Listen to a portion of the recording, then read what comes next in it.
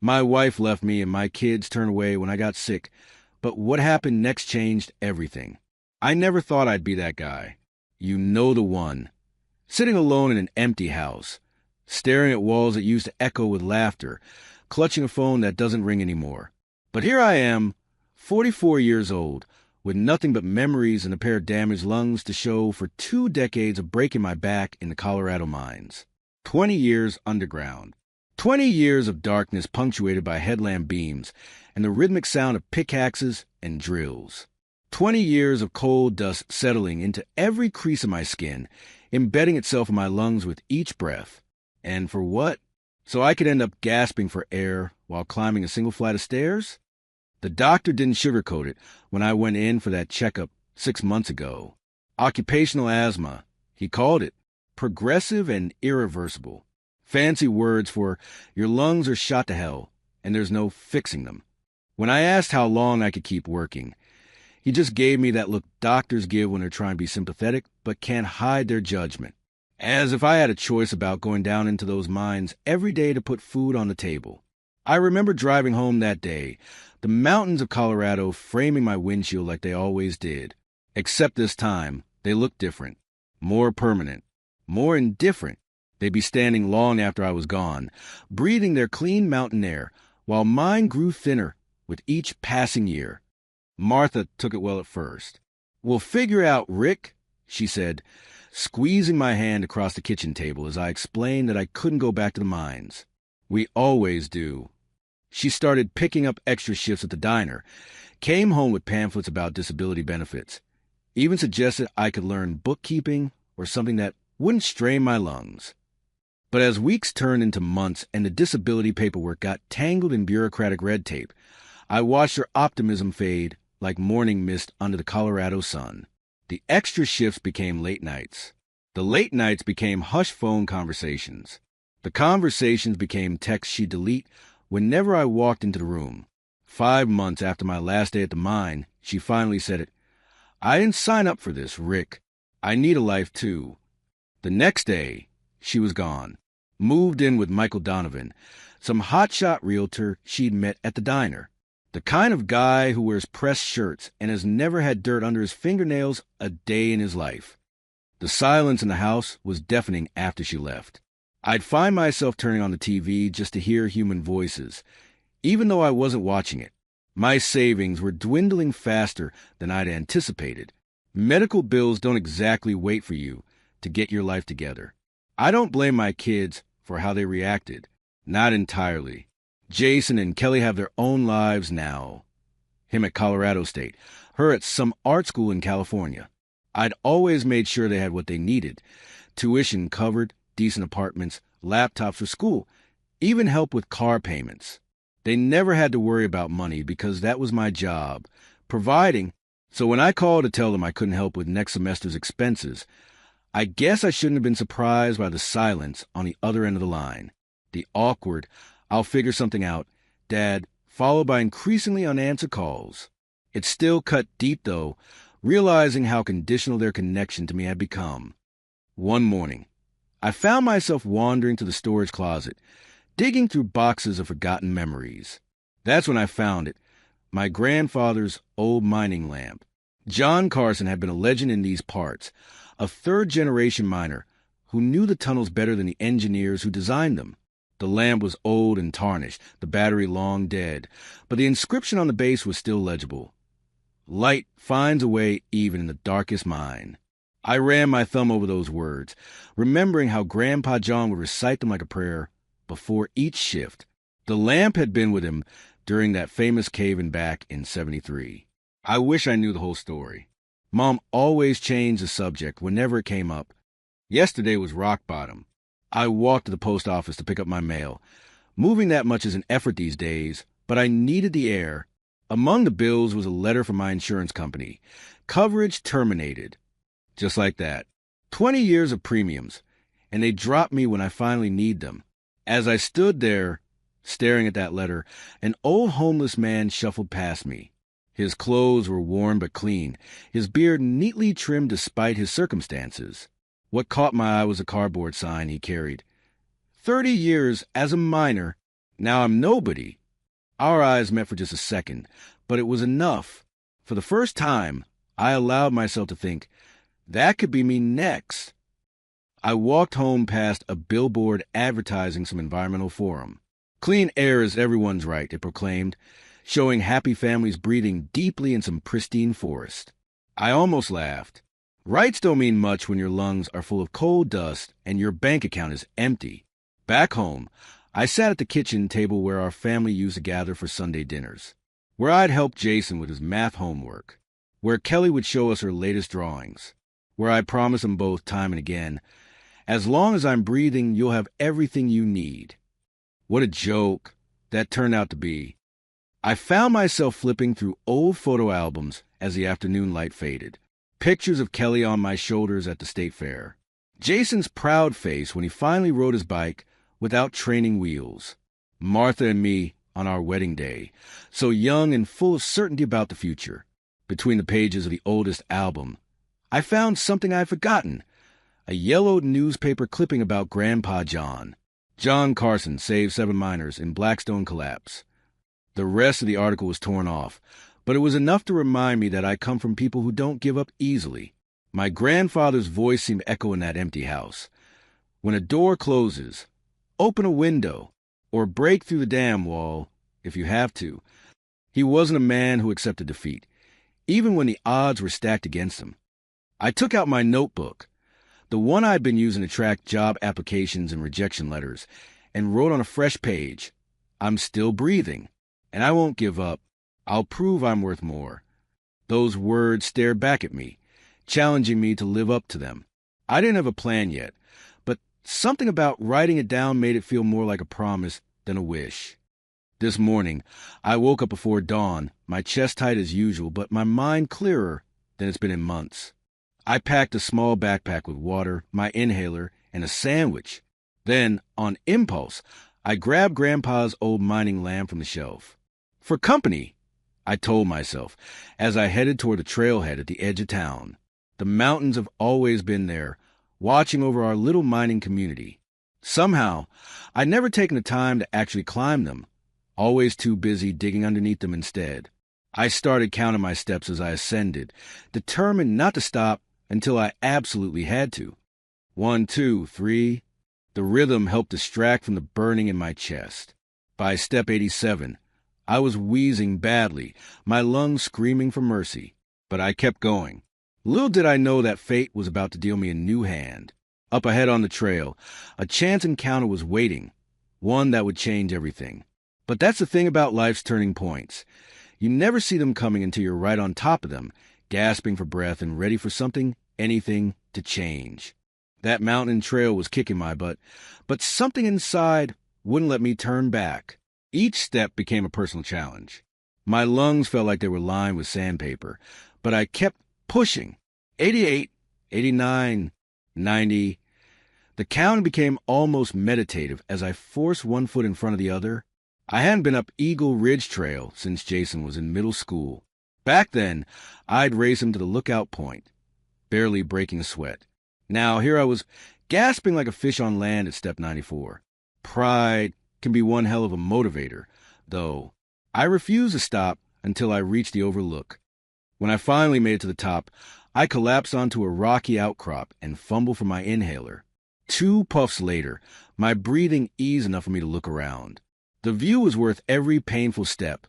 The valley stretched out below, the town looking like a miniature model set against the larger mountains beyond. For a moment, I forgot about my empty house, my vanished family, my dwindling bank account. The world looked different from up here. Bigger, full of possibilities. My moment of peace was interrupted by a group of tourists who came huffing and puffing up the trail. They were the typical out-of-towners you see all summer in Colorado, expensive hiking gear that had clearly never seen dirt before, taking selfies every 5 steps. One of them, a soft-looking guy in his 30s with a Yankees cap, immediately started complaining. Jesus, the air is so thin up here. How do people breathe this stuff? I couldn't help myself. 20 years of working with rough-talking miners had given me a sarcastic streak a mile wide. Hey, buddy, want some mountain air in a can? Special price for New Yorkers. The group laughed, but the guy looked at me with surprising interest. You sell that? Like as a souvenir? I was about to explain it was just a joke when something clicked in my brain. An idea so ridiculous it circled back around to making a weird kind of sense. I noticed an empty glass jar with a screw-on lid someone had left beside the trail, probably from another hiker's lunch. I picked it up, rinsed it with some water from my bottle, dried it with my bandana, then pulled a sharper from my backpack, old habit from the mines, where we labeled our gear, and wrote on the lid, "Authentic mountain air for those who forgot how to breathe." I handed it to Yankee's Cap, with as straight a face as I could manage. "That'll be $5. To my absolute shock, he reached for his wallet and handed me a $5 bill. "Worth it for the story," he said with a grin, then held it up for his friends to photograph. They all got a kick out of it, asking if I did this regularly, like I was some kind of local mountain character. Playing along, I set Grandpa's mining lamp next to me, its tarnished metal catching the sunlight. One of the women in the group pointed at it. "Is that for sale too? It looks antique." Something protective surged through me. "No, that's not for sale. It's a reminder." She seemed taken aback by my tone, but Yankee's Cap was intrigued. "A reminder of what?" I just shrugged. That light always finds a way forward, even in the darkest places. That chance encounter left me puzzled but intrigued. $5 for an empty jar with a funny label. As I headed back down the mountain with that single sale, I couldn't stop thinking about the absurdity of it all, and wondering if there might be something to this ridiculous idea.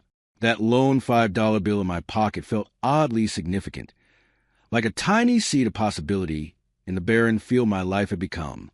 The walk home took me past Lorenzo's, the fancy Italian place in town. Through the window, I saw Martha sitting across from Michael Donovan. She was laughing, her hand resting on his arm as a waiter poured champagne. The sight should have crushed me, but instead, I found myself fingering the $5 in my pocket with a sense of possibility.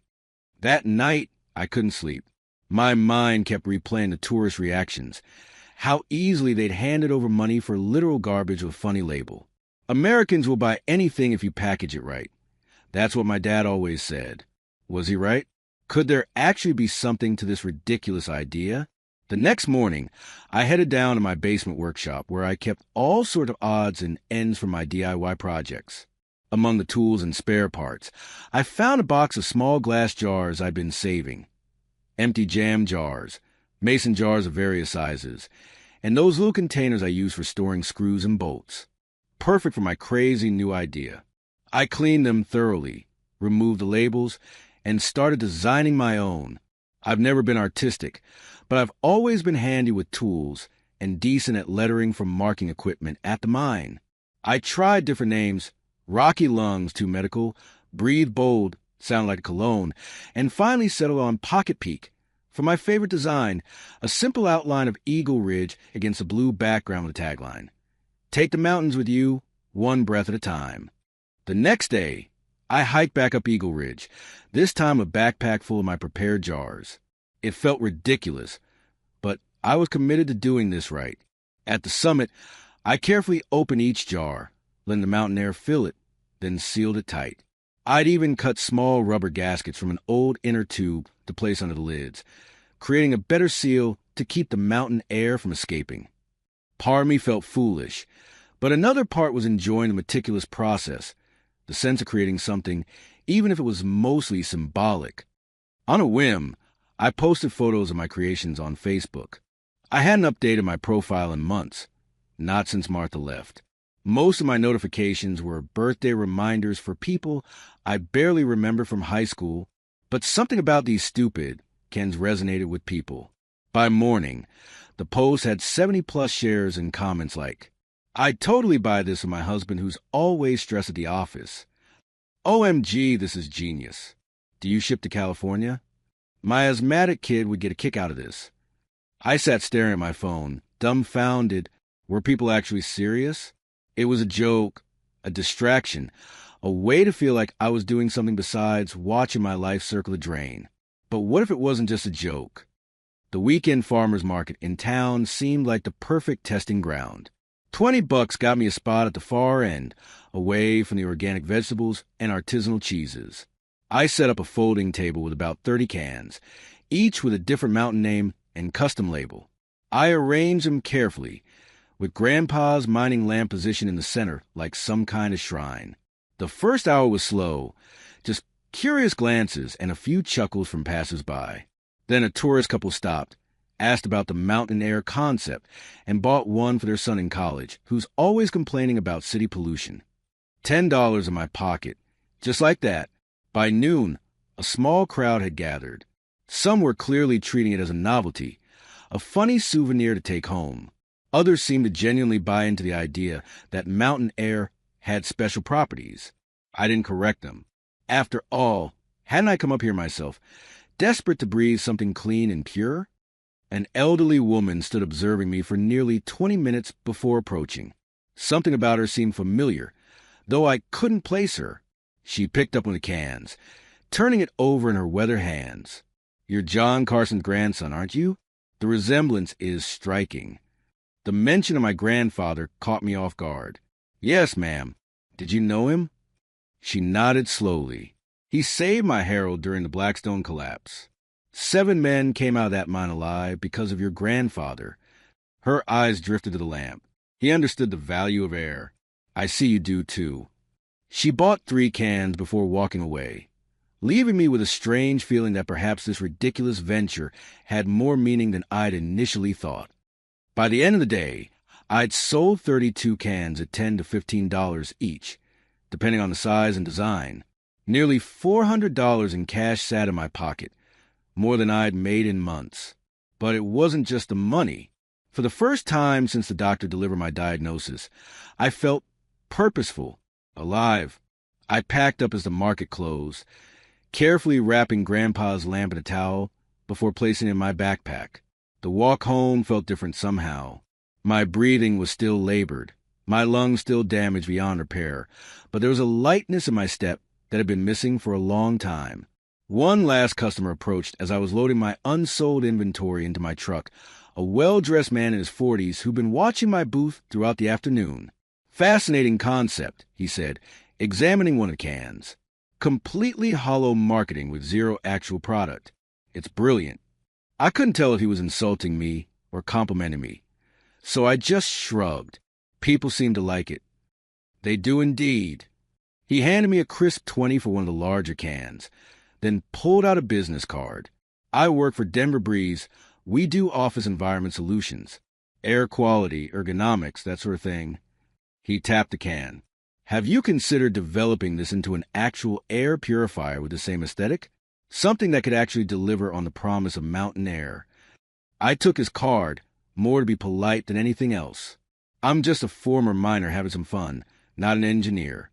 Sometimes the best innovations come from outside the industry." He smiled and turned to leave.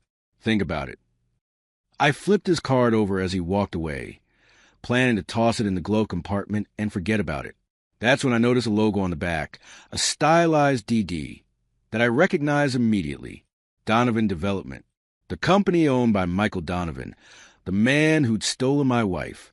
The coincidence was too bizarre to process. Was this some kind of setup? A way for Michael to rub my nose in his success, or worse, steal this tiny spark of an idea just as it was giving me hope? I slipped the card into my pocket, my mind racing with possibilities both hopeful and paranoid. The road ahead suddenly seemed both more promising and more complicated than I could have imagined when I dragged myself up that mountain trail the day before, counting each labored step and carrying nothing but my grandfather's broken lamp and my own broken dreams. What had started as a joke, a momentary distraction from my collapsing life, now felt like it might be something more, a lifeline, a new beginning, or possibly just another cruel twist in a story that had already taken too many dark turns. Either way, I wasn't about to let it slip through my fingers without a fight. Not this time. That business card from Denver Breeze kept burning a hole in my pocket. After a couple days of deliberation, I decided what the hell. I'd researched this air purification stuff, even if just to prove to myself it was ridiculous. I wasn't about to call the number on the card, though. Not with Michael Donovan, potentially on the other end of that connection. Instead, I went to the public library and planted myself at one of their computers. The librarian gave me a surprised look. Guess most 44-year-old ex-miners don't spend much time researching air filtration systems on weekday mornings. But my grandfather always said, knowledge weighs nothing, but it's the heaviest advantage you can carry. Time to load up. I spent hours diving into environmental forums, YouTube tutorials, and scientific articles about air purification. Words like HEPA filtration, activated carbon, negative ion generation, and thermal diffusion started swimming through my head. I learned about natural filtration, how certain mosses and plants actually clean the air, how different minerals can affect moisture levels, and even release beneficial trace elements. By closing time, I had filled a notebook with ideas and sketches. The librarian had to practically kick me out, but not before helping me print a stack of research papers. I walked home with my mind racing, more energized than I'd felt in months. The physical exertion still left me winded, but somehow it bothered me less. The next morning, I headed back to Eagle Ridge Trail with a new purpose. This time, I brought collection bags, a small trowel, and a plant identification guide I'd checked out from the library. My goal wasn't just mountain air. I wanted samples of the alpine mosses, small stones, and pine needles that might be part of my crazy new project. I counted steps again as I climbed. 127, 128, 129, 130. My breathing was still labored, but I noticed I'd made it further before needing my inhaler. 130 steps versus 87 on my first trip. Progress. At a rocky outcropping about 3/4 of the way up, I found what I was looking for, patches of vibrant green alpine moss clinging to the north-facing rocks. According to my research, certain highland mosses are natural air purifiers, filtering out particles and adding moisture to dry air. I carefully collected samples, making sure to leave plenty behind. This wasn't pillaging, just borrowing a bit of the mountain's magic. My grandfather's voice echoed in my head as I worked. Nature doesn't mind sharing her secrets, but she expects you to listen carefully and take only what you need. Grandpa John had been full of these little nuggets of wisdom. I wished I'd paid more attention when he was alive. Back home, my basement workshop became command central for Operation Breathe. I cleared years' accumulated junk off my workbench and arranged my mountain treasures, moss samples in glass dishes, pine needles, small pieces of granite and quartz, and my trusty old tools. The first prototype was laughably crude, a box fan with a modified filter housing that I cobbled together from an old plastic storage container. I created a layer filtration system. Standard air filter material at the back, then a chamber where I arranged the moss on a mesh screen, followed by a compartment with pine needles and small stones that the air would flow over before being pushed out. My first test was a spectacular failure. The fan wasn't powerful enough to push air through all the layers, and the whole contraption smelled like wet dirt. I sat on my workshop stool, covered in moss fragments and pine needles, and broke into laughter for the first time in months. If Martha could see me now, play with rocks and plants like a kindergartner making a science project. After several more failed attempts and a lot of online research, I realized I needed to scale back and rethink.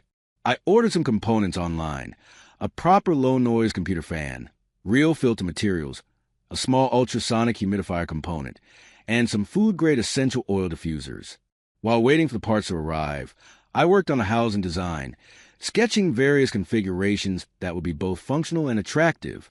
I couldn't help thinking about what Grandpa John would say about all this. He was always tinkering with things, improving equipment in the mine when the company was too cheap to replace it. The difference between a dreamer and a doer is about 20 failed attempts, he used to say. I was currently on attempt number 4, so apparently I had a ways to go. When the component arrived, I got to work assembling what was now starting to look like an actual product. The housing was made from a combination of recycled wood and clear acrylic I salvaged from an old display case being thrown out behind the hardware store. Inside, I created compartments for each element: the fan, the filter layers, the humidifier, and a small chamber where I arranged moss, stones, and pine elements behind acrylic, so they were visible, part function, part visual appeal. Then came the moment that changed everything. I remembered Grandpa's mining lamp sitting on my shelf. I carefully disassembled it, preserving each part, and incorporated the brass housing and glass lens into my design. When I wired in a small LED where the flame would have been, the effect was perfect, a soft glow illuminating the natural elements inside, like sunshine filtering through trees. The lamp that once guided my grandfather through dark mine shafts would now light a new path forward. The first real prototype looked surprisingly professional, a wooden base with clear acrylic sides, revealing layers of natural filtration materials, all illuminated by the repurposed mining lamp. I connected it to power and held my breath, ironically. As I switched it on, the fan hummed quietly. Air began to flow. The soft light cast calming shadows through the moss and stones. And after running for an hour, I swear the air in my basement workshop felt different. Cooler, lighter, almost like standing on that mountain trail. I recorded a simple video with my phone, talking through what I'd built and why. Nothing fancy, just an honest explanation. I made this to breathe like I used to in the Rockies. Posted it online before I could second-guess myself. The response was immediate and overwhelming. Comments poured in. Shut up and take my money. My allergies are killing me. This looks amazing. How can I get one? Love the mining lamp detail. Gives it soul. I was floored. People weren't just humoring me. They were genuinely interested. One commenter stood out. I run an office design firm in Denver. Would love to discuss a custom version for corporate environments. I replied with my email, trying to sound professional despite the surge of adrenaline, making my damaged lungs work overtime. Within hours, I had a meeting scheduled with the design firm. Not Denver Breeze, a different company called Mountain Modern Workspaces. The meeting was terrifying. I hadn't worn a button-up shirt in months, and here I was in a sleek downtown office, carrying my handmade air purifier in a cardboard box. The receptionist looked skeptical until the owner, a woman named Christine with steel gray hair and sharp eyes, emerged from her office. "You must be Rick Carson," she said, the coal miner turned air whisperer. I almost turned around and left right then, but something in her expression stopped me. She wasn't mocking me. She was genuinely curious. I set up my prototype on her conference table and explained how it worked. The unique combination of technology and natural elements, the specific moss varieties I was using. I didn't mention Martha or my health issues or my financial troubles. I just talked about the product. When I finished, Christine nodded slowly. "Leave it here for a week. Let us test it. If it works as advertised, we'll talk numbers." That week was the longest of my life. I kept busy by refining my design, sourcing more reliable components, and figuring out how I'd actually produce these things if someone wanted to buy them.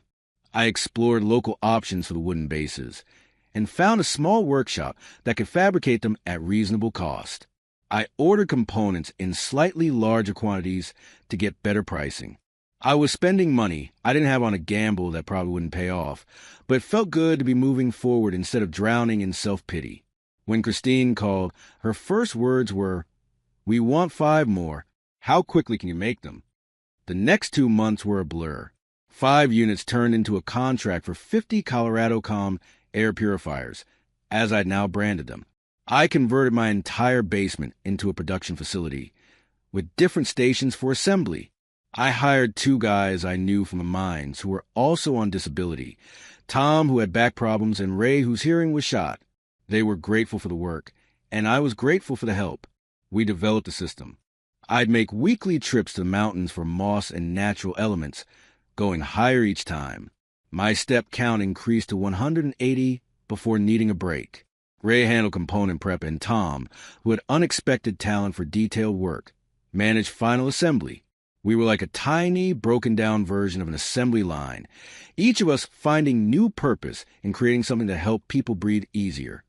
Then came the letter, official-looking, from a law firm representing Pure Air Technologies. They claimed my design infringed on their patented natural element filtration system. They demanded I cease production immediately or face legal action.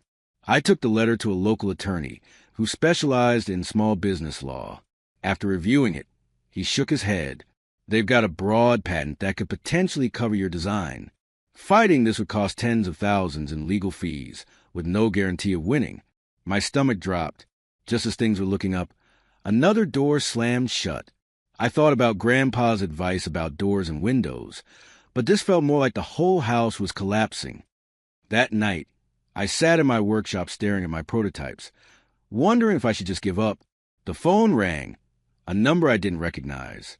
I almost didn't answer, assuming it was another bill collector, but some instinct made me pick up. Is this Richard Carson? The voice was elderly, gravelly. Yes, who's this? Howard Daniels. I worked with your grandfather at Blackstone. Saw that video you posted online about your air purifier. Word gets around in this town, especially when it's about a Carson doing something interesting. Howard continued. John used to talk about you all the time, proud as hell of his grandson. Said you had the mind of an engineer trapped in the body of a worker bee. He paused and added, I hear you got some trouble with pure air. I might be able to help. I spent 40 years as a mechanical engineer before retiring, designed filtration systems for mining operations. The next day, Howard showed up at my door, a thin, wiry man in his 70s with hands gnarled from decades of work, but eyes sharp with intelligence. He spent hours examining my designs, asking questions, suggesting modifications. The basic problem, he explained, pointing to sketches he'd made, is that your airflow pattern is too similar to their patented design. But if we change how the air moves through the system, make it cyclical rather than linear, we create something functionally superior and legally distinct. We worked for days, redesigning the internal structure. Howard brought decades of engineering expertise, while I contributed practical knowledge of fabrication and materials. The result was a completely new design that performed even better than my original. As we finished the blueprints, Howard studied me with a knowing look. Your grandfather will be pleased. He always said, air isn't something you can own or steal. It belongs to whoever's breathing it at the moment. He tapped the redesigned filter. This design has something Pure Air's doesn't have. It has soul. It has purpose. With the new design finalized, I polished the Colorado Com brand, creating a proper logo featuring a stylized mountain range with a small mining lamp illuminating the peaks. Following Howard's advice, I filed for a provisional patent on our unique cyclical airflow design. He also helped me connect with a lab at Colorado State University that tested our units for safety and effectiveness. Getting that certification wasn't cheap, but it was crucial. Nobody's going to buy an air purifier that might cause more problems than it solves. I built a simple website with Howard's help, including a page about the story behind the product, copies of our safety certifications, and our pending patent information. I added old photos from my mining days and a section about my grandfather, including the phrase, the man who lost everything, but found how to breathe again. While our production ramped back up, a local news station contacted me about doing a feature story. The reporter was intrigued by the ex-miner angle, and the piece ended up being picked up by regional affiliates. Orders started coming in, not just from corporate clients, but individual consumers who saw the segment. Mountain Modern Workspaces doubled their order. 2 other office design firms reached out. A high-end spa in Aspen wanted custom units. We could barely keep up with demand, even with Tom and Ray working overtime and Howard consulting on production improvements. Then came the breakthrough. A major Denver-based natural products retailer wanted to carry Colorado Com in their stores. The initial purchase order was for $50,000 worth of units. When I received the check, I sat in my truck in the bank parking lot and wept. 6 months earlier, I'd been contemplating which possession to sell next to make rent. Now I was holding a check that would clear all my debts and still leave enough to invest in proper production facilities. I thought about calling Martha to share the news, but realized I didn't feel that impulse anymore. This victory wasn't about proving anything to her or winning her back. It was about finding my own way forward, about honoring my grandfather's legacy of resilience. That evening, as I was reviewing production schedules for our expanded operation, my phone buzzed with 2 messages that arrived almost simultaneously. The first was from Kelly. Hi, Dad. I saw your segment on the news. That's really cool what you're doing. I'm having trouble with my dorm payment this semester. Could you help out? Miss you. No mention of the months of unreturned calls. No acknowledgement of how she'd disappeared when I needed emotional support. Just a request for money now that I apparently had some again. As I was processing that, the second message appeared from an unknown number. Mr. Carson, my name is William Reeves. I worked with your grandfather in the Blackstone mine for 15 years. There's more to the story of how John saved those men. Things that never made the papers. I think it's time you knew the truth. Call me when you can. I stared at the two messages, my thumb hovering indecisively between them. Each represented a different pull on my life. The past I couldn't change, and the future I was trying to build. The question was, which deserved my attention first. The old Rick would have immediately responded to Kelly, desperate to maintain any connection with his children. But the man I was becoming wasn't so easily swayed by guilt or obligation. I took a deep breath of the purified air flowing from my latest ColoradoCom prototype, and considered my next move carefully. My grandfather's voice seemed to whisper from the glow of the repurposed mining lamp. The choices that define us rarely come with warning labels. It's what you do at the crossroads that shows who you really are. I stared at those two messages for a long time, weighing my options. My old self would have immediately jumped to respond to Kelly's request. Dad to the rescue, no questions asked. But something had shifted in me these past months. The desperation to be needed had been replaced by something steadier, more grounded. I put the phone down without responding to either message. Some decisions deserve the dignity of a night's sleep. My grandfather used to say, "Midnight thoughts make morning regrets." So I slept on it, letting my subconscious sort through the tangle of emotions both messages had stirred up. The next morning, I called William Reeves first. The past might not change, but understanding it could shape my future. We arranged to meet at a small coffee shop downtown. William looked older than his 70-something years, his body bearing the evidence of decades underground. Stooped shoulders, hands mottled with blue-black scars where coal dust had become permanently embedded under his skin. I recognized the signs. They were a road map to my own future if the mines hadn't spit me out first. "Your grandfather wasn't supposed to be in the mine that day," William began, stirring his coffee slowly. He'd called in sick that morning. Had some kind of respiratory infection. But then he heard about a potential instability in the east shaft and came in anyway. This wasn't the story I'd grown up hearing. In family lore, Grandpa John had simply been in the right place at the right time when the collapse happened. When the tremors started, most of us headed for the main exit. Standard procedure. But John went the other way. Deeper in. Said there were men working in Section 4 who wouldn't make it out the main way. By the time he reached them, the first collapse had already happened. William's eyes took on a faraway look as he continued. He found another way out for us, an old ventilation shaft barely wide enough for a man to squeeze through. Made each of us go first while he held back debris that kept threatening to close the passage. By the time it was his turn to crawl through, he'd been breathing coal dust and collapsed particles for nearly an hour. He paused, taking a sip of his coffee. The doctor said his lungs were so damaged he'd be dead within a year. The company tried to buy him off with a pittance. Standard practice back then. But John told him to shove it. Said he'd rather spend whatever time he left watching you grow up than take their blood money. I sat there, stunned. The parallels of my own situation were eerie. The lung damage, the company's indifference, the struggle to redefine life afterward. He lived 15 more years out of pure stubbornness, William continued. He used to tell us, breathing is a choice. Each breath is a decision to keep living. We thought it was just tough guy talk, but maybe he was onto something. He nodded toward my ColoradoCom brochure I'd brought to show him. Looks like the apple didn't fall far from the tree. As we parted, William pressed something into my hand, a tarnished brass button from a mining uniform. This was your grandfather's. He gave it to each of us he saved that day. Said as long as we had it, we'd never forget how precious each breath is. Figured you should have one too. I closed my fingers around it, feeling a connection to my grandfather stronger than I'd experienced in years.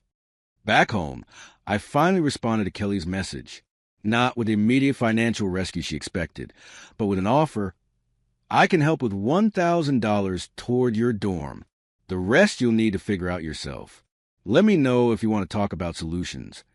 It was less than I would have given before, but more meaningful, a hand up rather than a handout. A similar message went to Jason, who had suddenly discovered that his dad existed again now that the bank account had recovered. Their responses were predictably cool. Kelly took the money with a terse thanks and vague promises to call soon. Jason didn't respond at all for 3 days, then sent a message asking if the offer was still open. No mention of the months of silence or missed calls when I was struggling. I didn't hold their behavior against them. Not really.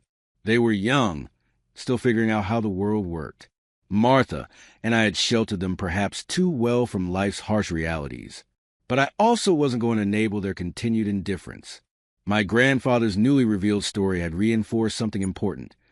Respect isn't purchased, it's earned through actions. The following Saturday, I hiked up Eagle Ridge again, this time carrying my newest ColoradoCom prototype in my backpack. The compact travel model was designed to work in hotel rooms and temporary spaces, a new product line we were developing. I counted steps as always. 210, 211, 212, 213.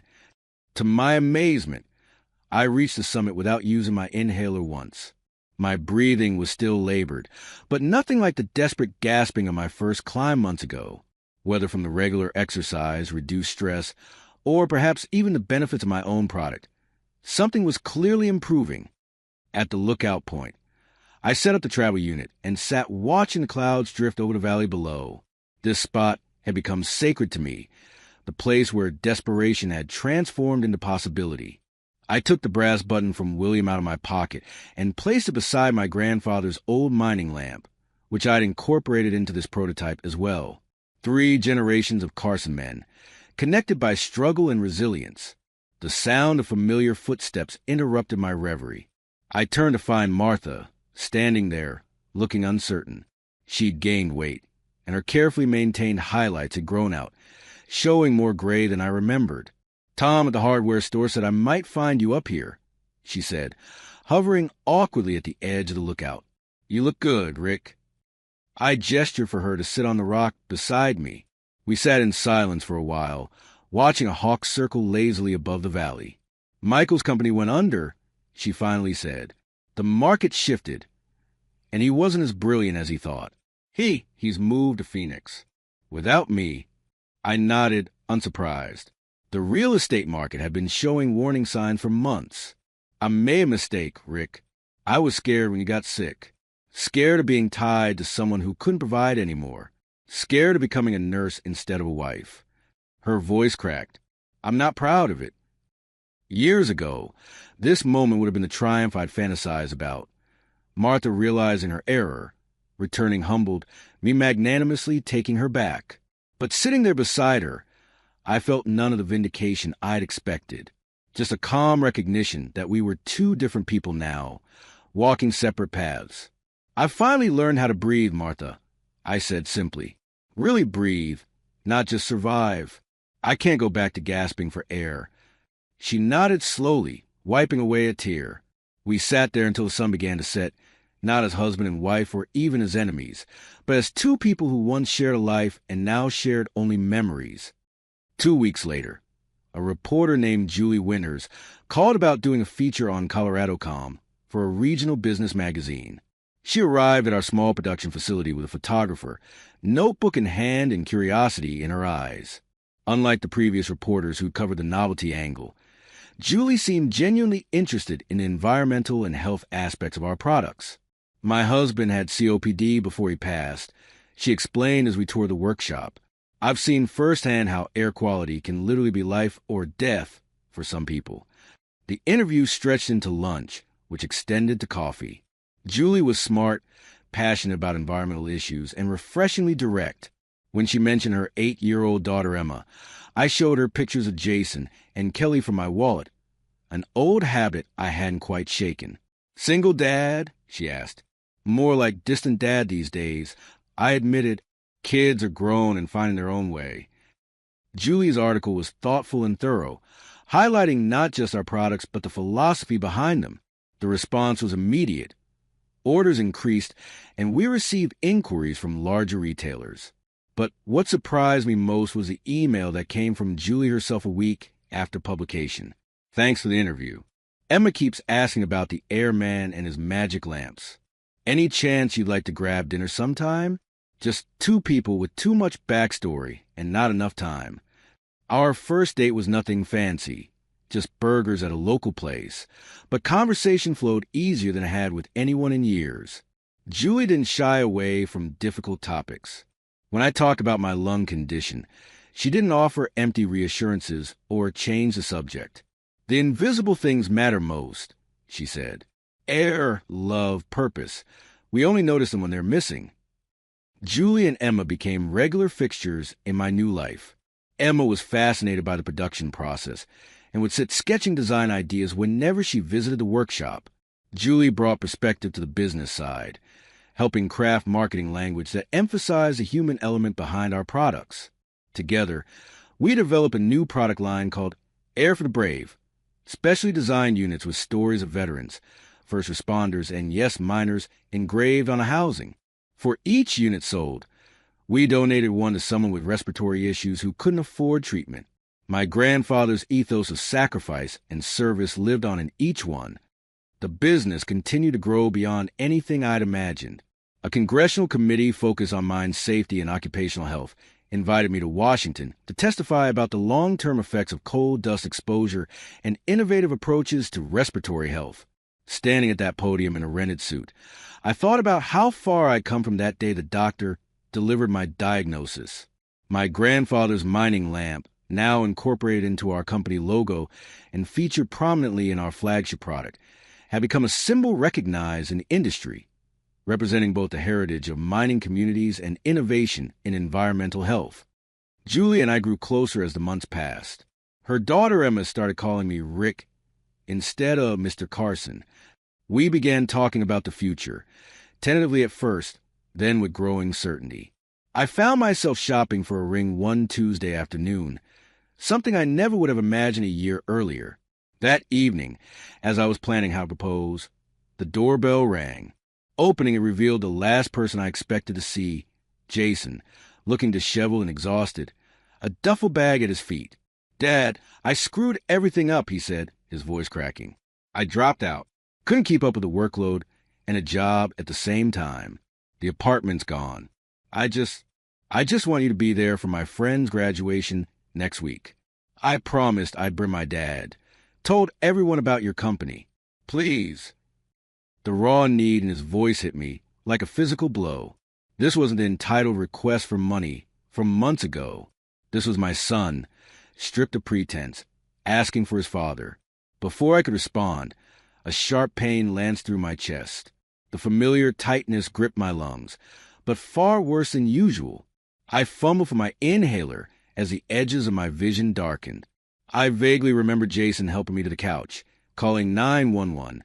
His voice panicked as he tried to explain what was happening.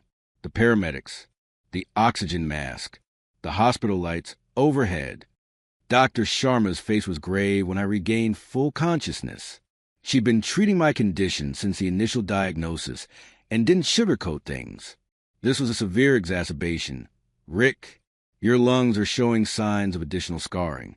The stress of running a growing business, the physical strain of production work, the environmental exposures despite your precautions, it's all taking a toll." She looked at me over her reading glasses. "You need to make a decision, your business or your health. The way you're going, stress is killing you faster than coal dust ever did." I lay in that hospital bed, staring at the ceiling tiles, confronting the same impossible choice my grandfather had faced. Continue building something meaningful and accept the physical cost, or step back and potentially extend my life. Jason had fallen asleep in the chair beside my bed, his face troubled even in sleep. On the nightstand sat my phone with a worried text from Julie and a reminder about our dinner plans the following evening. Life was finally full again. Family, love, purpose. And now it seemed I might have to choose which parts to keep. The irony wasn't lost on me. I'd built a business around helping people breathe better, while my own breathing was becoming more precarious. My grandfather's words echoed in my mind. Breathing is a choice. Each breath is a decision to keep living. But what kind of living? And for how long? These are the questions that follow me into an uneasy sleep, as monitors beeped softly beside me and Jason's gentle snores reminded me of what was at stake. 3 days in a hospital gives a man plenty of time to think. The rhythmic hiss of oxygen, the steady beep of monitors, the squeaky shoes of nurses making their rounds. It creates a strange meditation chamber where life's biggest questions suddenly seem clearer. I was released on a Tuesday morning with strict orders to drastically reduce stress levels and a new prescription that cost more per month than my old truck payment. Jason hovered awkwardly as I gathered my things, clearly unsure of his role in this situation. He'd stayed the entire time, sleeping in that uncomfortable chair, running out for decent coffee when I complained about the hospital sludge. Julie had been there too, rushing to the hospital as soon as Jason called her about my collapse. She'd alternated shifts with him, making sure I was never alone, working remotely from her laptop in the corner of my room, and somehow still managing to get Emma to and from school. Watching them coordinate my care, without even knowing each other before this crisis, told me everything I needed to know about both of them. "You two don't have to babysit me," I told them as we walked to the parking lot. "I'm not going to keel over." Julie smiled gently. "I've got some articles to finish anyway. I'll stop by after work to check on you." Jason just shrugged, that familiar stubborn Carson set to his jaw. "I'm staying for a few days. Already called my buddy about the graduation thing. He gets it." That night, I couldn't sleep. The walls of my bedroom seemed to close in, reminding me of the mine shafts that had slowly poisoned my lungs over 2 decades. I got up and made my way to the basement workshop, where the latest Colorado.com prototype sat half-assembled on my workbench. Next to it was my grandfather's mining lamp, or what was left of it after I'd incorporated most of it into our product design. I kept the base intact, with its worn brass plate and the inscription about light finding a way through darkness. I picked it up, running my thumb over those words that had become a kind of personal mantra. What would Grandpa John do? He'd faced the same devil's bargain, health versus purpose. According to William, he'd chosen to spend his remaining time watching me grow up rather than fighting a system designed to use men up and discard them. But he'd also lived 15 years beyond what doctors predicted. Maybe there was a third option I wasn't seeing. I heard footsteps on the stairs and turned to see Jason standing there, hair mussed from sleep. "Couldn't crash either, huh?" he asked, coming to stand beside me at the workbench. He picked up one of the filter components, turning it over in his hands with surprising care. "This is actually pretty cool." "It works," I said simply. "Did Mom really leave because you got sick?" he asked suddenly, still examining the component. The question caught me off guard. It's complicated. Your mother and I were heading in different directions long before that. My diagnosis just accelerated things. He nodded slowly, then surprised me again. "Can you show me how this works?" "The whole system." For the next 2 hours, I walked him through everything: the filtration principles, the assembly process, the business model. He asked sharp questions that revealed he'd been paying more attention to my company's growth than I'd realized. When I explained the provisional patent and the workaround we designed to avoid the Pure Air lawsuit, he immediately saw the potential weakness in our legal position. "You should file for a full patent on the entire integrated system, not just the airflow mechanism," he said. I took 2 semesters of business law before I dropped out. By dawn, we completely dismantled and reassembled the prototype, making small improvements along the way. Jason's hands were steady and precise. He'd inherited my mechanical aptitude without the decades of mining damage. As the sunrise filtered through the basement windows, an idea began taking shape in my mind. "I need someone who can run when I need to walk," I said quietly as we cleaned up the workbench. The doctor wasn't exaggerating, Jason. "I can't keep handling production, design, and business development while making sales calls and dealing with suppliers. My body won't take it." He froze, a handful of screws halfway to their container. "Are you saying what I think you're saying? Colorado.com needs a partner who understands the product and the mission, not an employee, a stake in the company. Someone who can eventually take over the physical side while I focus on strategy and development." I met his eyes directly. It wouldn't be a favor. It would be a job. A hard one, with real responsibilities. The shock on his face slowly transformed into something I hadn't seen there in years. Genuine interest mixed with a hint of that Carson determination. "I don't know anything about running a business," he said, but the objection sounded half-hearted. "Neither did I 6 months ago. You got something I didn't have, though. Someone to show you the ropes." I picked up the mining lamp base. "Your great-grandfather taught your grandfather. Your grandfather taught me things I didn't even realize I was learning until I needed them. Maybe it's time to continue that tradition." We talked until Julie called, worried when I didn't answer her morning text. I invited her and Emma over for dinner that evening, figuring if Jason was potentially going to be part of the business, he should meet the woman who was becoming part of my life. The next few weeks were a whirlwind of change. Jason moved into the spare bedroom temporarily while he learned the business. We drew up a formal partnership agreement with milestones that would increase his ownership stake as he mastered different aspects of the operation. Howard, my engineer friend, took an immediate liking to him and began mentoring him on the technical side. My first official act as the new chairman of ColoradoCom, a grandiose title for our still small operation, was to hire a production manager to handle the day-to-day manufacturing. My second was to move my office upstairs, away from the workshop fumes that Dr. Sharma had identified as aggravating my condition. 3 weeks after my hospital stay, Jason suggested we hike Eagle Ridge. My regular pilgrimage turned into a business strategy session. I was hesitant, but he'd done research on high-altitude exercise for people with my condition and came prepared with portable oxygen and plenty of rest stops planned.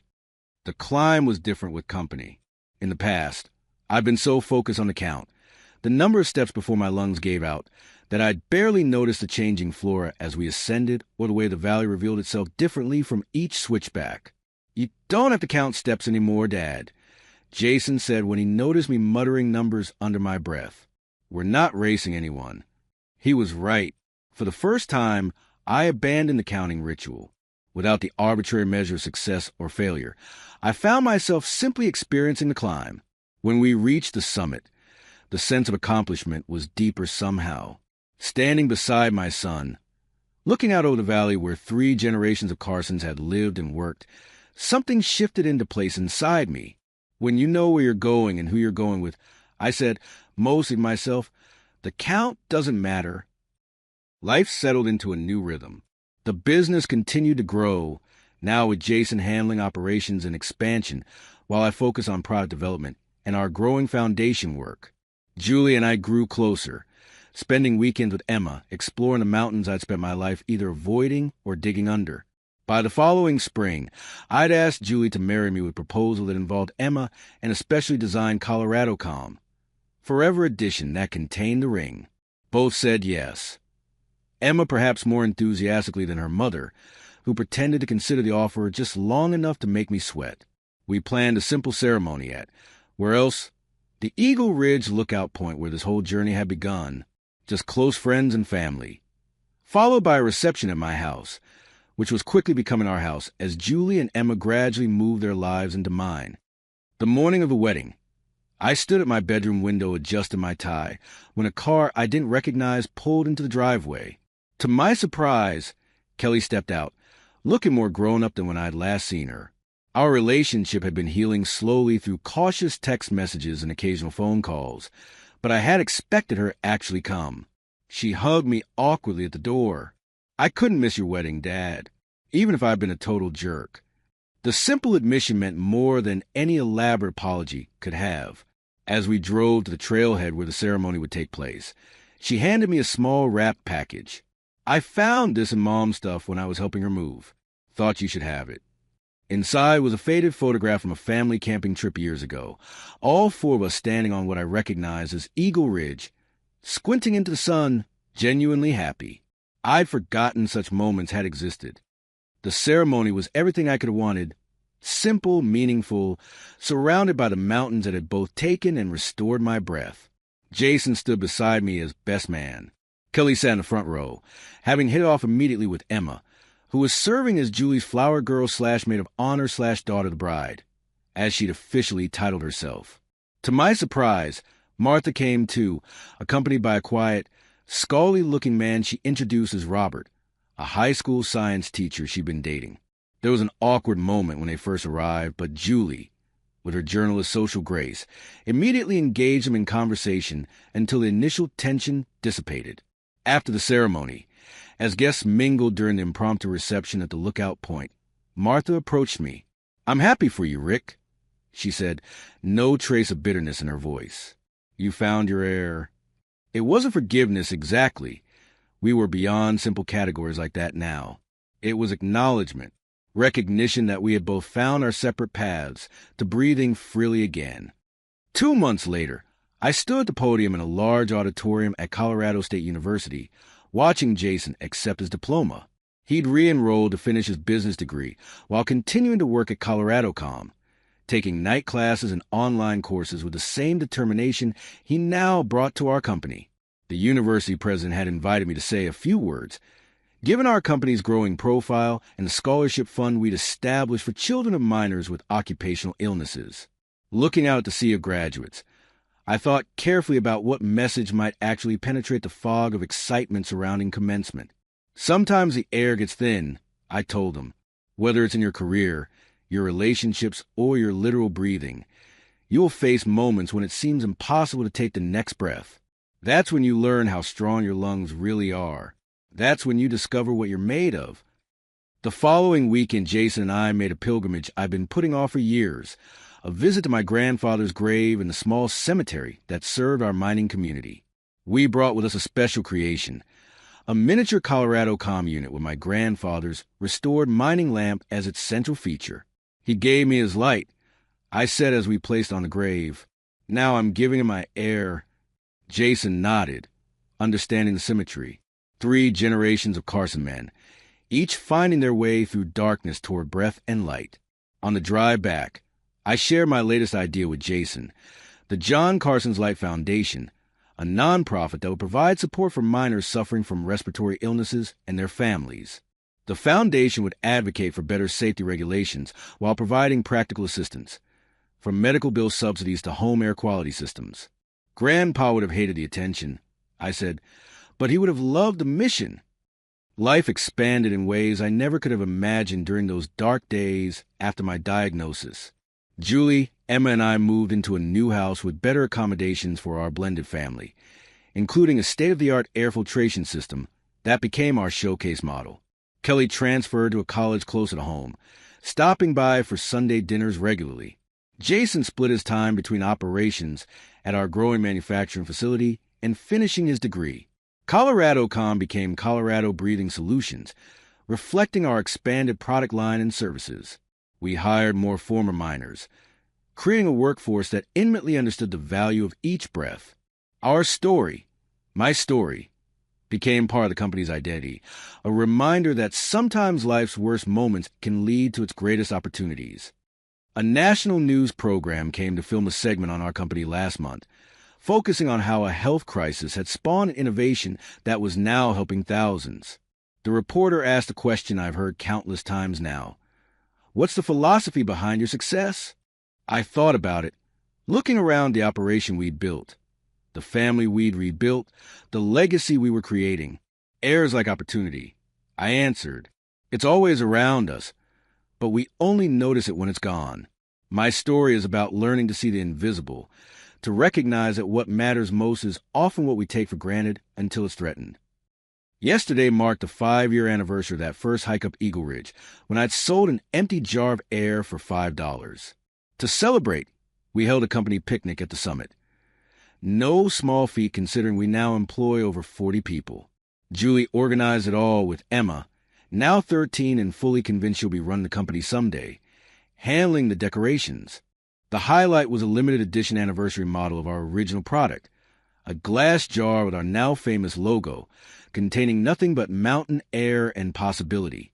As the sun began to set over the valley, I opened one and held it up to my family gathered around me.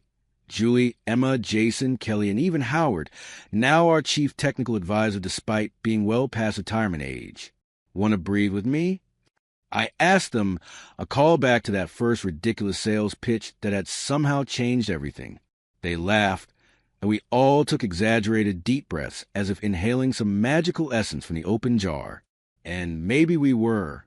As I watched them, my family, both blood and chosen, I thought about how perfectly imperfect it all was. I know now that air isn't something you can sell. Not really. But sometimes, just sometimes, it's exactly what changes everything. My grandfather understood that when he sacrificed his health to save his fellow miners. I understood it when I turned my diagnosis into a mission instead of an ending. When I look back on the man I was, angry, abandoned, gasping for purpose as desperately as I gasped for breath, it's almost like looking at a stranger. That man couldn't imagine standing atop a mountain without counting every labored step. He couldn't fathom building something larger than himself or finding love again after loss. But with each breath, each decision to keep going when giving up seemed easier, that man became someone new. Someone who understood that breathing isn't just a biological necessity. It's a choice, a gift, and sometimes a legacy. And that's a lesson worth more than all the air in these mountains.